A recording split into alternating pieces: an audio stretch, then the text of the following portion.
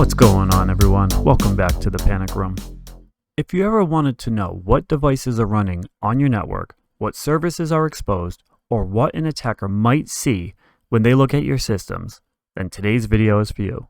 Today, we're talking about Nmap. Nmap is one of the most widely used network discovery and security auditing tools in the world. It's used by network administrators, security analysts, pen testers, and yes, hackers.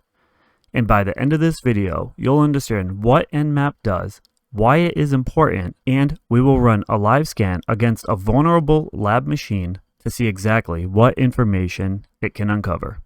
Let's jump in. Nmap. It just stands for Network Mapper. At its core, Nmap is a tool designed to discover hosts and services on a network. Think of it like knocking on every door in a building to see who answers. When Nmap scans a target, it's checking which ports are open, which services are listening, and in many cases, what version of software is running behind those services. That is huge. That's where options like SV or version detection come into play. Instead of simply telling us that port 80 is open, Nmap might tell us that it's running Apache version 228. That information becomes extremely valuable because software versions can sometimes reveal known vulnerabilities. So who actually uses Nmap? Network administrators use Nmap to inventory systems and verify configs.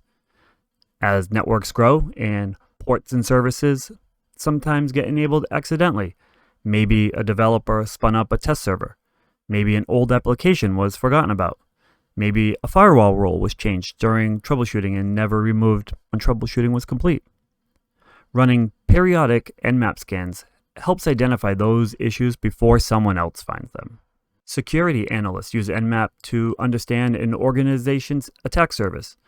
If a service is exposed, it can potentially become a target. Knowing what's available allows defenders to secure those systems before they become a problem. For penetration testers, Nmap is often one of the first tools used during an engagement. Before you can test a system, you need to understand what's there, what ports are open, what operating systems might be running, what services we can interact with. Nmap helps answer all those questions. And yes, hackers use Nmap too. If someone is looking for a way into the network, one of the first things they'll do is identify exposed services. The same information that defenders use to secure systems can also help attackers identify weakness. That's why understanding Nmap is so important. Before we continue, a quick reminder. Only scan systems that you own or have explicit permission to scan. Everything you'll see today is taking place inside my personal home lab. Unauthorized scanning can violate companies' policies, ISP policies, and in some cases the law. So be careful. Now, before we scan anything, let's just take a quick look at all the different options we have available to us when scanning. I'm not going to go through this whole list. It'll be available in the description of the video. You can download this cheat sheet, print it out, hang it on your wall. Just know it's always there for you to reference in the future if needed. One of my favorite ones on this list is at the very bottom. That's the go-to. I think that's kind of the industry standard go-to.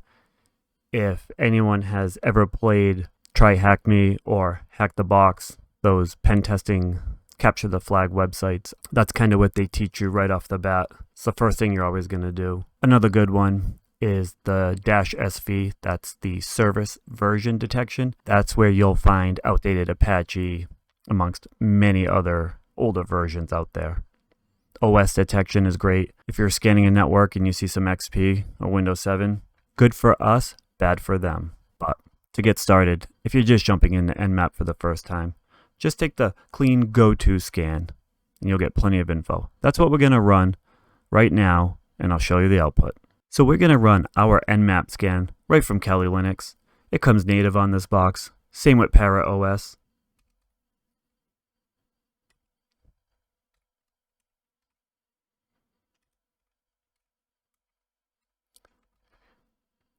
All these commands are case sensitive, so be aware of that.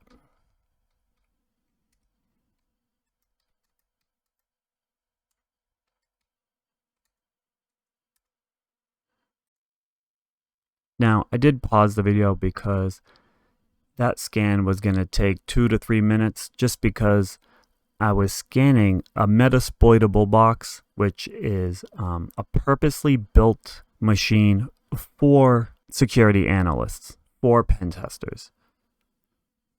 Here we are. You can see on the screen. I'll scroll down a bunch.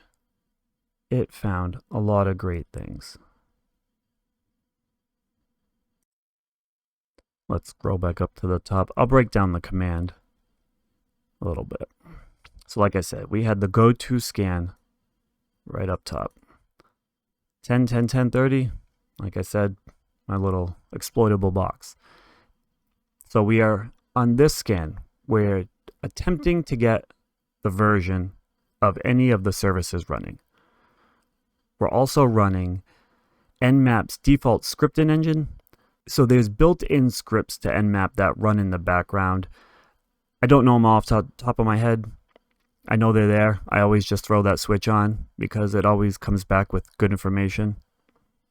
So feel free, Google that. The -T4. The -T4 is just to speed up the scanning time and still keep it reasonably reliable.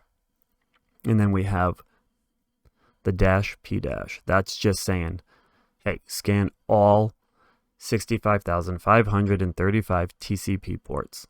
As we can see, Nmap found a lot of open ports on this machine. And before anyone panics, this is intentional. First thing we see right away, FTP on port 21. We got FTP right up here. Nmap was actually able to identify that as VS FTPD 2.3.4. Even more interesting, we notice that it has anonymous logins enabled. Right there. That's exactly the kind of information a security professional would want to investigate as soon as they seen that. Next up, we have SSH. Port 22. SSH allows secure remote administration of many devices in the environment. Routers, switches, Linux boxes, etc. Pretty normal. What we also see is port 23. Telnet. If you've been around the industry, we know Telnet's no good. Why is that? Telnet transfers data in plain text.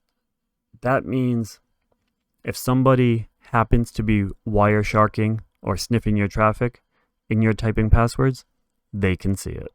We're not going to go through every single one of these, but as I scroll down a little more, we can see web is open, just regular HTTP.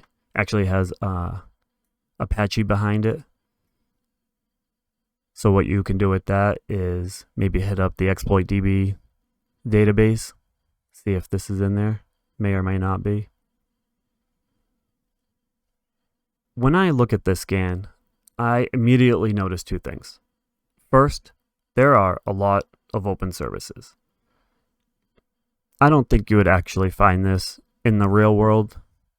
And if you did, well, you'd have a lot to go back with. Your report would be huge. And just because you see a lot of services open doesn't necessarily mean that things are vulnerable. It just means you gotta take a closer look. See what can be open, see what you can close, see what's open intentionally or by mistake. Nmap is one of those tools people first go for when doing any type of reconnaissance. Whether you're defending a network or accessing one, understanding what's exposed is critical. You can't protect what you don't know exists. Nmap helps answer that question. I know today's video might be a bit short. That was just a quick introduction to Nmap. If you're learning cybersecurity, networking, or pen testing, this is absolutely a tool you should become very familiar with. Like I said, I'll include that cheat sheet in the description. Feel free. If you enjoyed this video, please subscribe. That's it for now. Catch you in the next video.